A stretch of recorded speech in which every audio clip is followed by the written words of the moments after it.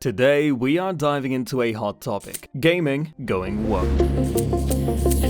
It's not just TV, movies, or books now. Our beloved games are on the woke train. But is this shift a recipe for success or disaster? From Captain Marvel's struggles to Insomniac's mysterious inclusion training, and games like Alan Wake 2 and The Last of Us Part 2 making bold choices. Are we witnessing a trend that sacrifices coherence and quality for a controversial agenda? Buckle up. We'll take a look at 7 games and how they got affected by wokeness. But beware, as there will be heavy spoilers in the video. Let's start with the new Saints Row reboot that dropped in 2022. Man, it was a total mess, you feel me? They switched up the main boss in the ads, used to be a white dude but now it's a brown chick. It's all about marketing though, cause in the game you can still be whatever gender or race you want. Now they're all about diversity in your crew. No matter who you are, you got a Latino homie, a black buddy, and an Asian pal in your main squad. But back in my day, it was different. Johnny Gat, the main dude, was Asian, Pierce was black, and Shaundi, well,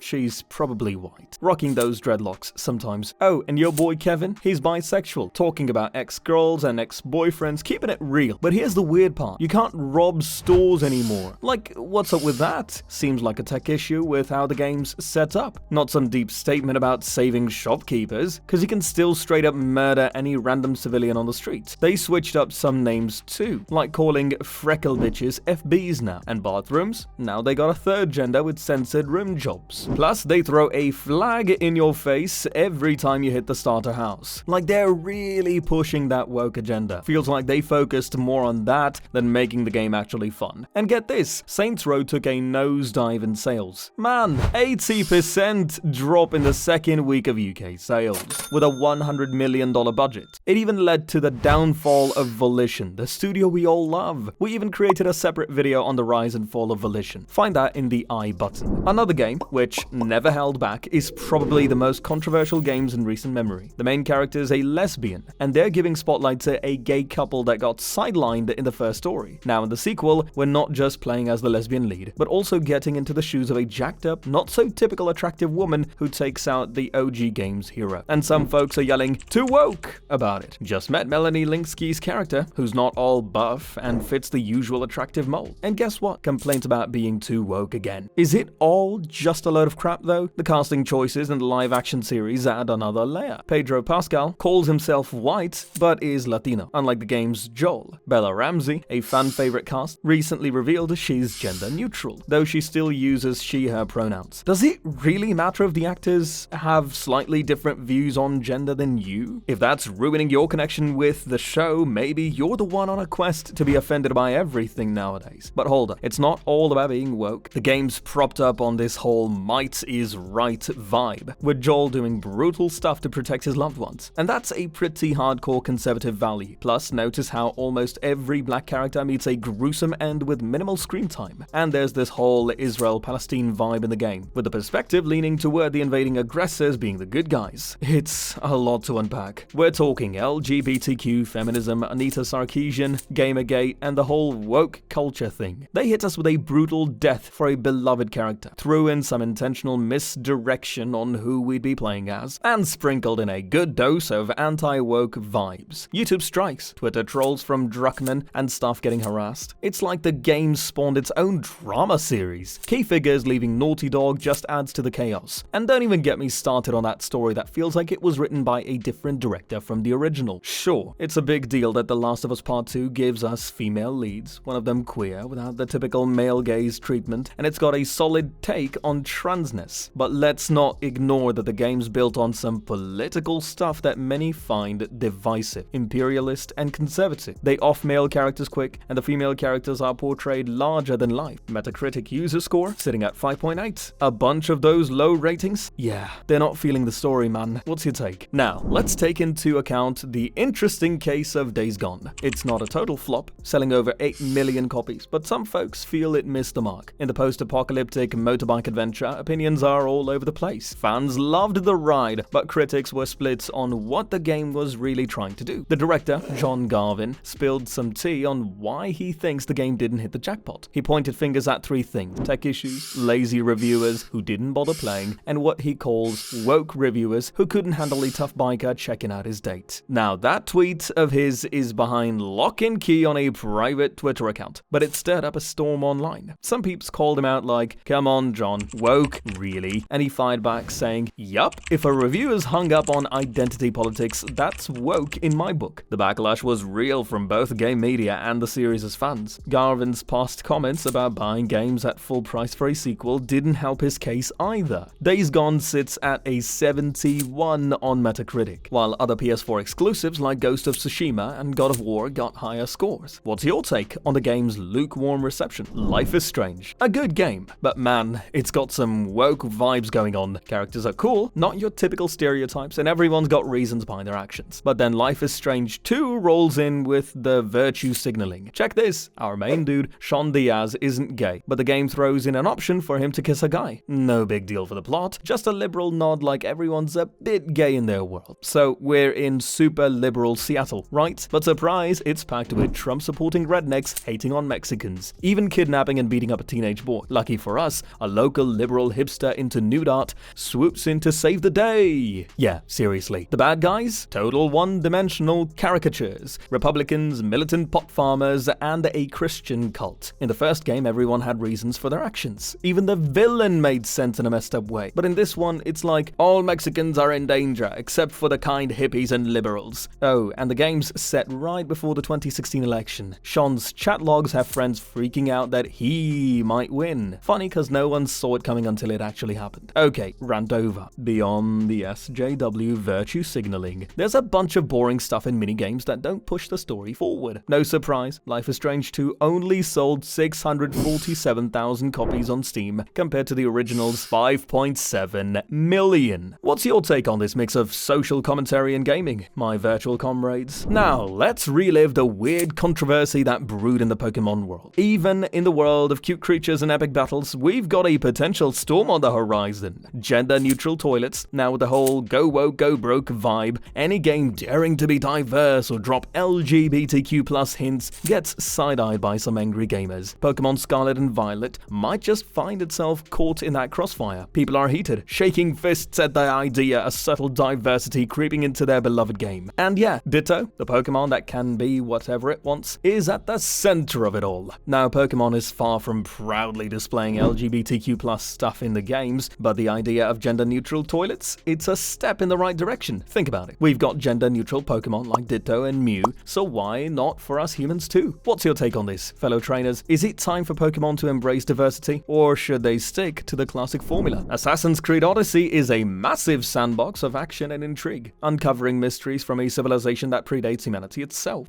Now, cruising through ancient Greece, the story lets everyone get in on the action, allowing girls to kick butt and even dive into the romantic relationships. But hold up, some gamers weren't vibing with the idea that their personal stories had to take a backseat to the Assassin's Creed lore. Playing as Cassandra, it felt like your choices didn't matter, and your character was just a vessel for the next game, no matter their romantic preferences. I get it, it stings when the wokeness takes over, and Ubisoft even had to redo the ending to give players more say in the story. It's like, did our choices really matter, or were we just on a predetermined path? Ubisoft apologized for the mess, but some gamers still feel like their Odyssey experience got messed up. Did the wokeness mess with your Assassin's Creed journey? Let's talk about the wild ride of Battlefield 5, recreated in all its glory. Or, well, maybe not so much glory. But hold up a second, did they just throw female soldiers into the manliest war ever? I mean, come on, EA, are you pulling my leg? Trying to sell me on the idea that Russian gals had their own battle squads and legends were born? Not buying it, my friends. EA, you're letting us play as ladies in a war where I'm supposed to be all immersive and authentic, but then I'm hopping out of planes and sniping tanks with rocket launchers. Like, seriously? Disabled soldiers, neon face paint, and a freaking katana on the Western Front? That's like bringing a party to a war zone. How many gals with bats and high-tech prosthetics were really in the frontline action of World War II? And blue face paint? Come come on, who's doing their makeup in the middle of a war? EA's chief creative officer, Patrick Soderlund, is like, we're diversifying, deal with it, or don't buy the game. But guess what? The game didn't hit the sales jackpot, and EA's CEO blamed it on the marketing. Maybe the neon face paint wasn't a crowd pleaser after all. What's your take on this, my virtual comrades? Did EA go too far, or are we just witnessing the casualties of bad marketing decisions? Alright gamers, we've dissected the woke vibes in 7 games. And yeah, we threw Spider-Man 2 into the mix earlier, because Spidey's woke too, apparently. Now, here's a question. Are games genuinely waking up, or are we just in a caffeine-induced imagination marathon? You can let me know in the comments. And also, watch our video about how PlayStation killed itself. If you liked this one, leave a thumbs up and subscribe for more Game Explainers.